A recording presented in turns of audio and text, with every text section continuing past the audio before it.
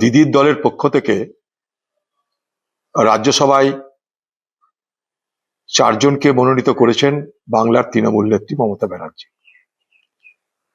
উল্লেখযোগ্য তার মধ্যে বাংলার ডিরেক্টর জেনারেল অফ পুলিশ, যার বিরুদ্ধে সারা বাংলায় একটাই অভিযোগ যে তিনি মানুষের জন্য নন, তিনি তৃণমূল নেত্রী মমতা ব্যানার্জির সেবাতে নিজেকে নিয়োজিত করেছেন।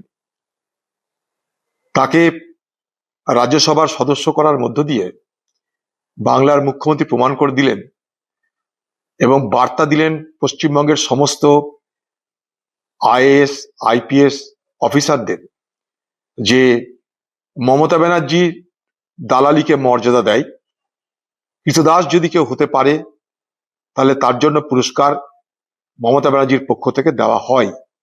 এই বার্তা দিদি ভোটের আগে পশ্চিমবঙ্গের যারা আমলাতন্ত্র ব্যুরোক্র্যাট, যারা পুলিশ এবং সিভিল উভয় ক্ষেত্রেই তিনি এই বার্তাটা দিলেন।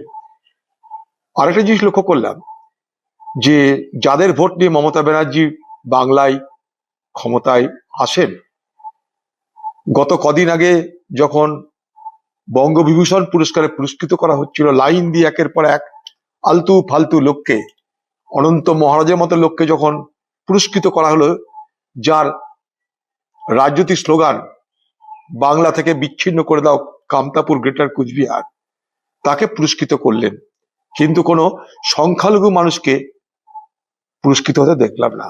ঠিক একইভাবে এই যে 4 জন রাজ্যসভার মেম্বার তিনি করলেন, তার মধ্যেও কিন্তু কোনো সংখ্যালঘু মানুষের মুখ আমরা দেখলাম না। স্বাভাবিকভাবে পশ্চিমবঙ্গে আজকে এই নির্বাচনের প্রাক্কালে মোদি আর দিদির মধ্যে কে কত বড় হিন্দু তার প্রতিযোগিতা শুরু হয়েছে। পরিণামে সংখ্যালঘু মানুষ তাদের অধিকার হারাচ্ছে। কেন্দ্রীয় বাহিনী মোতায়েন শুরু হয়েছে বাংলায়, রুট মার্চ হচ্ছে। আমরা জানি পশ্চিমবঙ্গে পঞ্চায়েত ভোট হয় না, মানে হতে দেওয়া হয় না, মানুষ সেখানে ভোট দিতে পারে না, মানুষ সেখানে ভোটে দাঁড়াতে পারে না। আমরা জানি পশ্চিমবঙ্গে পৌরসভার ভোট হয় না, ভোট করতে দেওয়া হয় না, তাই হয় না, মানুষকে সেখানেও ভোট দিতে দেওয়া হয় না।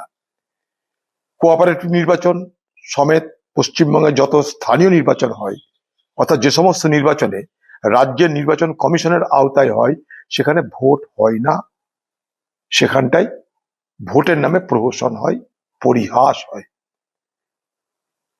তাই পশ্চিমবঙ্গে মাত্র 2টো ভোট হয়, একটা বিধানসভা একটা লোকসভা, যেখানে মানুষ মনে করলে ভোট দিতে পারে। সেখানেও সাহসের দরকার, কারণ দেখা যায় তাদের ভোট তৃণমূল আগে থেকে গিয়ে দিয়ে দিচ্ছে, প্রক্সি ভোট। বুথে যাওয়ার আগেই তাদের ভোট দেওয়া হয়ে যায়।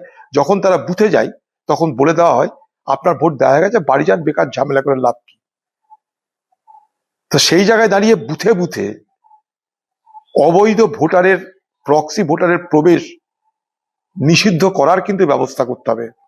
শুধু বাইরে বাইরে ফৌজ ঘুরলো, ভোট নিরপেক্ষ হয়ে গেল, অবাধ হয়ে গেল, ব্যাপারটা তা কিন্তু হয় না।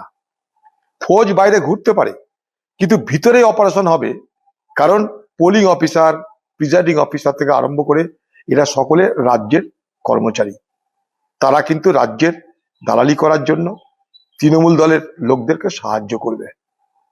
অতএব শুধুমাত্র কেন্দ্রীয় বাহিনী বাইরে মার্চ করলো, রুট মার্চ করলো, লোককে ভরসা দিল, নিরপেক্ষ অবাধ নির্বাচন হওয়ার জন্য এটা যথেষ্ট নয় বলে আমি মনে করি।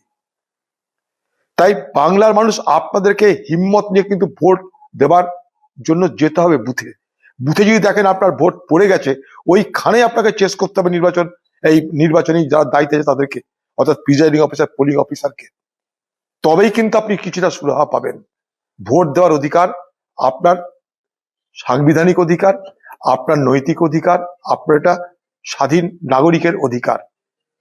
সেই অধিকারকে আপনি সুপ্রতিষ্ঠিত করবেন, হিম্মত নিয়ে কিন্তু ভোট দিতে হবে, এটা যেন